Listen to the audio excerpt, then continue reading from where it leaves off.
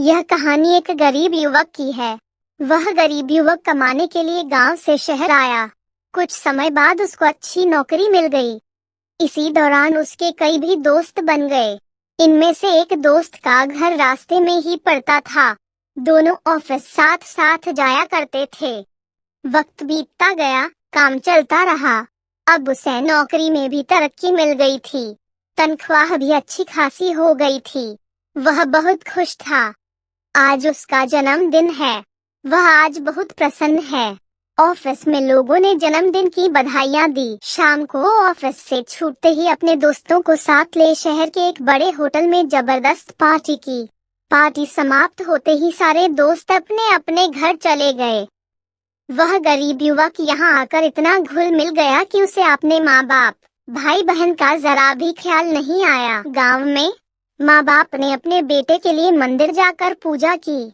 ईश्वर से अपने बेटे की लंबी उम्र की कामना की। उसके घर वाले वहाँ उस पर आस लगाए बैठे थे कि शहर से उनका बेटा आएगा तो सब मुश्किल हल हो जाएगी।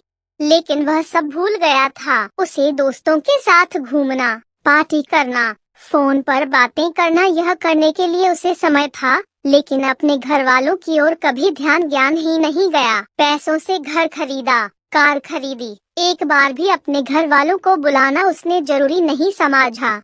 ऐशो आराम की सारी चीजें खरीदी, सब कुछ पा लिया। एक दिन वह अचानक बीमार हुआ, अस्पताल में भर्ती हुआ। रात हुई, दवाइयाँ लेने के बाद डॉक्टर ने उसे आराम करने को कहा। जब वह सोया तो गहरी नींद में चिल्लाने लगा, माँ बाबा, माँ बाबा, माँ बाबा। रात भर यही चलता रहा। डॉक्टर ने दवाइयाँ दी लेकिन असर नहीं हो रहा था। आखिर में सुबह डॉक्टर ने उसके घर संदेश भिजवाया कि उनका बेटा बीमार है और यहाँ हॉस्पिटल में भर्ती है। माँ बाप को जैसे ही पता चला, वे भागे चले आए। माँ ने बेटे को देखते ही अपने सीने से लगाया। उनको देखते ही उसके स्वास्थ्य में बहुत सुधार हुआ। डॉक्टर ने उसे उसी दिन अस्पताल से घर भेज दिया।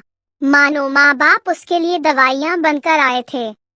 उसने पैसों से दुनिया की सारी चीजें खरीदी। पैसों से दोस्त, डॉक्टर, नर्स, दवाइयाँ, सब कुछ उसने पा लिया। सब कुछ मिला, लेकिन माँ बाप नहीं। पैसा अच्छा जीवन जीने के लिए आवश्यक है, लेकिन माँ बाप या अन्य कोई रिश्ता भी बहुत जरूरी होता है। कमाने के पीछे रिश्तों को गंवाना बेवकूफी है।